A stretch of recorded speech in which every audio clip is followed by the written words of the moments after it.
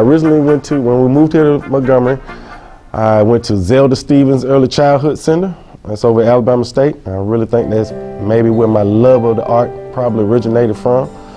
From then, I entered into Montgomery Public School back in the 80s, late 80s, 86, 87, 88, 89. It was quite a different neighborhood. I mean, it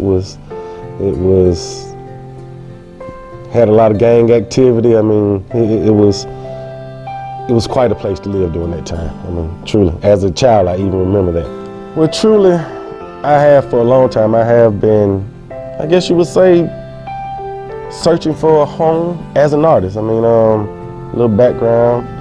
I can truly say at the age of 5, 6, 7, 8, I knew that I enjoyed art. I mean, I remember watching Bob Ross, you know, the little guy that used to come on public TV, and I mean, I remember with my pencils and paper painting and stuff with Bob Ross. I mean, I was that child that used to do that. I was a part of CPAC, called Creative Performing Arts Program, and a part of the program we had to go to different functions, had to go to plays and ballets and to the Shakespeare Festival.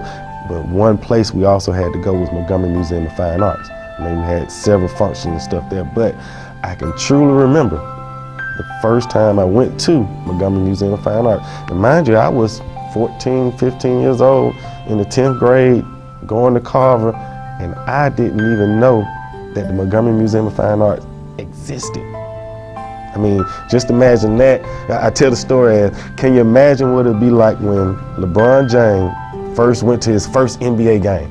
You know, when he went into the arena and how he saw everybody playing and kind of that feeling that it gave him. I mean, when I first went into Montgomery Museum of Fine Arts and saw all the art on the wall and the exhibits and the layout of the water, just place of peace. I mean, I really felt at peace as an artist. And I mean, and when we went some dealing with the school, so I think we were able to display some of our work. It was something, but we were being involved. I mean, I really felt like an artist, and it really made me feel like I was at home. And I wanted to create a place like that. I mean, right here in the community where I grew up in. I mean, I grew up on Delano and Azalea Drive, and that's in walking distance of this place. And I mean, if there was a place like that when I was coming up, when I was walking these streets on a daily basis, when I was riding bikes and stuff around here, I would have made some different choices. I would have been here instead of some other places.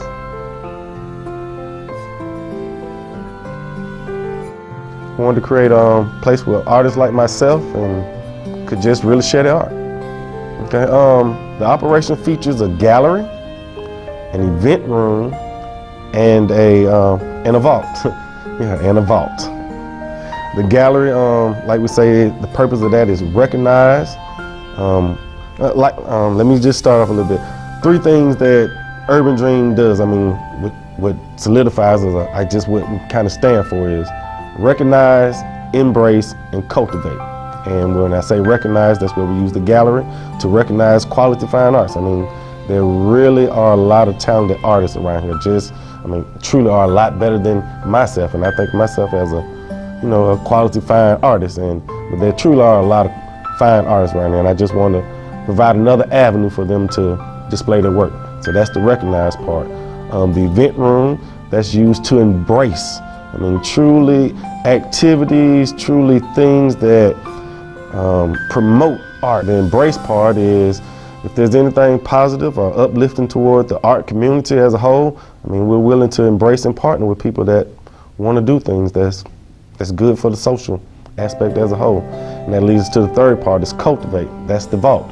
I mean, we actually do have a vault. This was formerly a bank. Originally was built as a bank.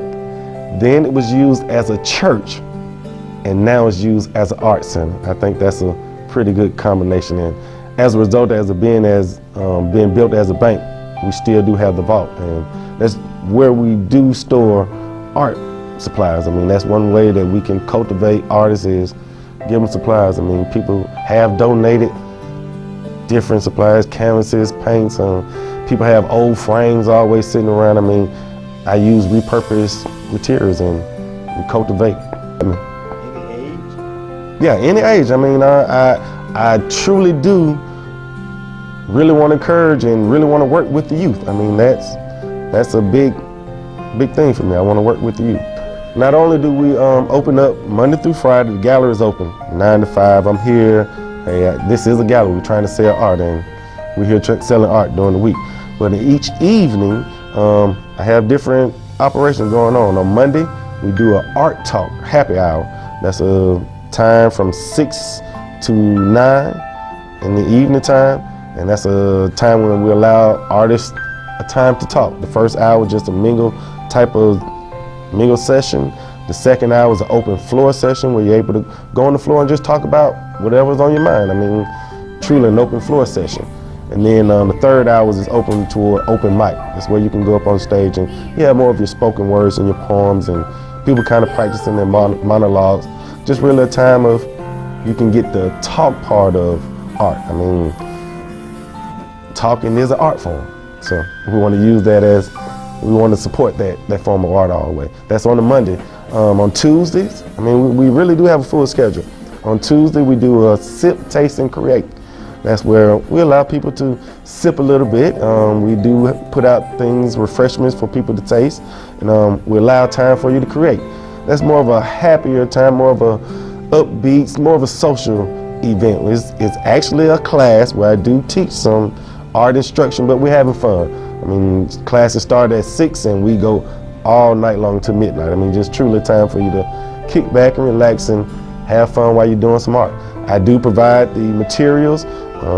It's a $15 charge, and we come in, we have fun on Tuesday evening. To add another thing, I also do a free youth art class every Wednesday, and I have been doing this since we started in September.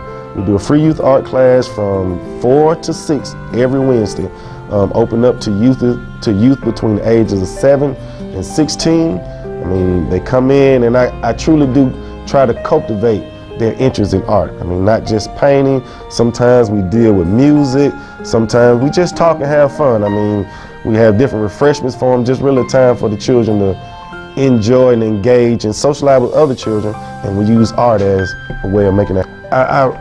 I hope that it's showing that you can do something different and more, I guess, not really about positive, but you can do good business in this area. I mean, and it doesn't have to be a liquor store. It doesn't have to be your stereotypical types of business for this area. I hope that this business is giving this community hope. I mean, hope to show that people do care. I mean, and if nothing else, they know that I do care about this community. I mean, I truly do. And I want to use art as a way of showing that I care and a way of communicating with the world that we care. I mean, as a community. So that's